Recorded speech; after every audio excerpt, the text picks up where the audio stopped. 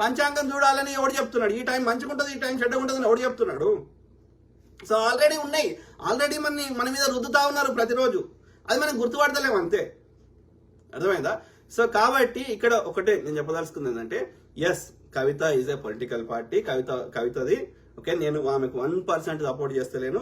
She has every right like any other party to support to talk on behalf of బీసీల సమస్యల మీద మాట్లాడే హక్కు రేవంత్ రెడ్డి గారికి ఎంత హక్కు ఉందో కవిత గారికి కూడా అంతే హక్కు ఉంది. దాన్ని వద్దు అనే హక్కు ఎవరికి లేదు. వాళ్ళు చెప్తుంది ఎంతవరకు జెన్యూన్ ఉన్నారనేది ఆ బీసీ ప్రజలు నిర్ణయించుకుంటారు. But every political party has the right to talk any public issues of any community. ఏ సామాజిక వర్గానికి చెందిన సమస్యలనైనా ఏ రాజకీయ పార్టీ అయినా ఏ స్వతంత్రంగా ఉండే వ్యక్తి అయినా మాట్లాడే హక్కు ఉంది.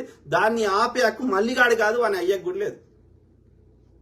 ఒకవేళ కవిత గారైనా మల్లిగాడైనా ఒక వైలెన్స్